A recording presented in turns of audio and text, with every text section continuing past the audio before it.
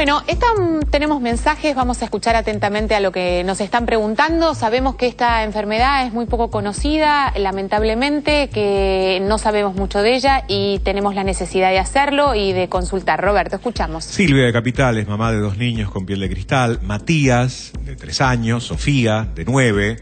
Agradece que den este tipo de informes, dice que ayuda a cómo ver la enfermedad. Y por supuesto nos ayuda a nosotros a comprender una realidad que muchas veces no sabemos ni siquiera que existe, lamentablemente. Me gustaría quedarme, Sergio, y resaltar un aspecto del que nos hablaba Imelda a propósito de la discriminación de no poder encontrar el trabajo adecuado cuando tiene todas las capacidades suficientes para hacerlo. Lo del certificado de discapacidad que vos querías hacer un comentario. Imelda hizo mención al certificado de discapacidad y las personas que tienen esta enfermedad son pasibles de sacarlo, tienen que llamar para asesorarse al 0800-999-2727, 0800-999-2727 y ahí informarse sobre cuál es el trámite que tienen que hacer, porque las coberturas de salud están obligadas a cubrir todo lo que es transporte, prótesis, ortesis, tratamiento ya médico o psicológico. Y otra cosa que yo quería decir de lo de Imelda, uno cuida la piel de estos pacientes para que no se sobreinfecte. Muchas veces este aislamiento social y decir, no, vos no podés trabajar porque las 25 millones de excusas que uno se le puede ocurrir es mucho peor que todos los gérmenes con los cuales se puede infectar este paciente. Exactamente. Y por eso decíamos que tiene una implicancia más psicológica para el paciente que hasta si se sabe cuidar, capaz que no se infecta, no le pasa nada, pero el impacto que le genera emocional de todo esto, ¿no? Obviamente. Tenemos otro mensaje. Marta de Colegiales tiene 60 años, pregunta si esta enfermedad se manifiesta en adultos. Ella tiene manchas en la piel y escamas. A ver, sí, hacíamos mención. Claro, hay una expresión que puede aparecer en el adulto, en realidad recién comenté entre 40 y 50 años, pero en realidad no empieza ni con manchas ni con escamas. No pareciera que pueda suceder que sea esto en realidad hace ampollas, uno se lastima y sale enseguidita la ampolla. Es una ampolla como si nos hubiésemos quemado con algo. Exactamente. Sí, pero incluso no, hasta puede ser más grave, porque es hasta más grande y hemorrágica hasta incluso. Pero puede tener sangre. no tiene algo antes, no hay nada de lo que la señora menciona. Tanto semeja esto a la quemadura que en los primeros meses de vida a veces es confundido con maltrato. Exacto. Sí. Bueno, la mamá que había venido de Santa Fe y contaba que ella decía que la primera reacción era que le había sacado la piel a su bebé de la panza sacándole un pañal, que eso tenía que ver con no tener la información adecuada. Y vos como pediatra, si recibís un bebé que lo ves con un daño en la piel de este tipo, por ahí, inclusive por la cabeza se te puede pasar, es decir, este bebé ¿a qué está expuesto? ¿Qué le estarán haciendo? ¿No lo estarán cuidando lo suficiente? Es que cuando uno empieza a pensar patologías, empieza a pensar desde las que tiene más veces en el fichero de la cabeza. Claro. Entonces uno tiene que descartar lo más frecuente, mucho más frecuente el maltrato que la epidermolisis. Bueno, gracias a Dios, cuando hablábamos del caso de Imelda, de su necesidad de desarrollarse profesionalmente, también estaba el caso de César, este chico de 16 años, que tenía una patología más grave, por lo que veíamos, pero pese a eso él tenía una actividad social inmensa, quizás la mayor, que es ir a la escuela todos los días. Decía 9,75 de promedio en matemáticas, algo así como... Por eso digo, va a la escuela, tiene sus compañeros, convive a diario con ellos y tiene tiempo para irse a San Nicolás a ver que hay otros chicos que tienen la misma patología que él y que seguramente conviven de la misma manera que él.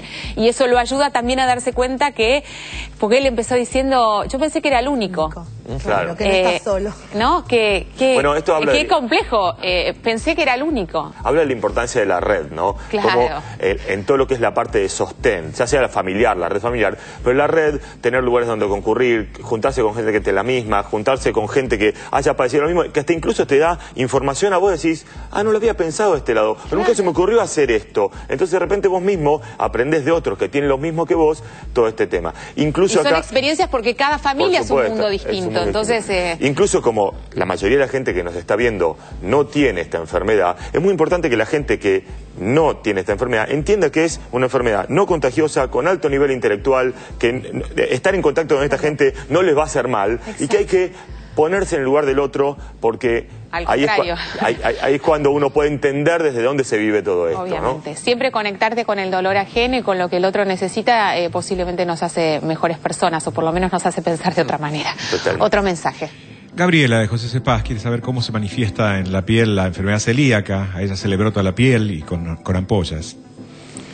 No, en realidad hay una expresión de piel característica que es más frecuente en la enfermedad celíaca, que es la herpética, que bueno, en realidad también se puede expresar con manchas y con algunas vesículas y generalmente es más que nada en mucosa, ¿sí? Tienen ampollas en la boca y vesículas y son chiquititas y bueno, y no sucede como esto que es ante la fragilidad y el trauma, en donde en realidad aparece la ampolla ante ese estímulo, digamos, tiene otro tipo de expresión, pero bueno, es importante saber, en realidad no va de la mano, si bien está descrita con la asociación de cualquier enfermedad autoinmune, pero no es la más frecuente que acompañe a la enfermedad celíaca, esta de la que estamos hablando. La más frecuente que acompaña a la enfermedad celíaca es la psoriasis, propiamente dicho. Bueno, de todas maneras, ¿qué le decimos? Que vaya al médico, que no se quede con esta duda, tiene que hacer un diagnóstico diferencial, ¿no? Obviamente. Otro mensaje, Robert. María de Capital, su nena nació prematura y tiene la piel muy delicada. Pregunta si se puede convertir en piel de cristal. No, si nace con esta enfermedad, ya la tiene. No es que se va a convertir después en esto. Puede ser que como es prematura, tenga la piel mucho más sensible, cosa que es mucho más frecuente en bebés prematuros. ¿Es difícil diagnosticar esta enfermedad o en realidad visiblemente uno se da cuenta y a partir de allí empiezan los estudios, Uno Sergio? la sospecha frente a lo que ve. Y en base a eso se hace la biopsia.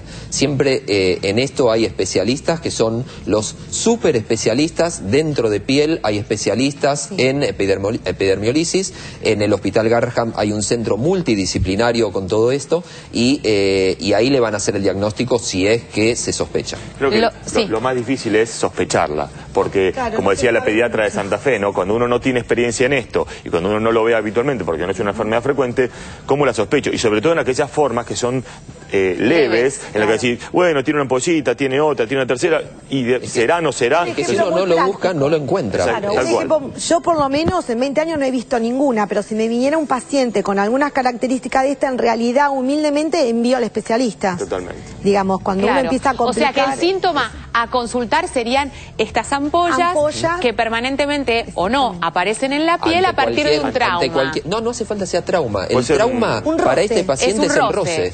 Claro. O sea que si frente a un raspado o frente a la fricción con otra cosa... Con la misma ropa. Con la misma ropa. Convengamos que no siempre cuando nos tocamos con algo aparecen ampollas, entonces hay que pensar lo contrario. Cuando aparecen frecuentemente con cosas muy sutiles, consultar. Fenómeno. Mensaje, Robert. Elena de San Isidro quiere saber cuál es el promedio de edad de quienes sufren esta enfermedad. Bueno, en esto depende, como decíamos antes, las clasificaciones a su vez tienen subtipos y esos subtipos van desde más leves a más graves. En realidad no es tanto el promedio de edad, sino evitar las patologías asociadas que pueden complicar el tema. Más que nada tiene que ver con las sobreinfecciones en piel y por otro lado en las formas severas que involucran también mucosas que no se pueden alimentar bien, la desnutrición. Bueno, nos tenemos que despedir y me despido hoy especialmente con un gran abrazo para César y con un gran abrazo para Imelda, deseando profundamente que pueda encontrar lo que se merece, que es tan pero tan sencillo como la necesidad de socializarse y necesidad de desarrollarse como ser humano. Así que esto nos quede en la cabeza, ¿no? Para todos que estamos interrelacionándonos con seres humanos, que aparte tienen una enfermedad, pero que son y no dejan de ser seres humanos. Y otro para Sofía, que no me quiero olvidar de ella, que también es una paciente que nos dio su testimonio. Gracias a todos. Ha sido un placer, que tengan un lindísimo fin de semana. Chao.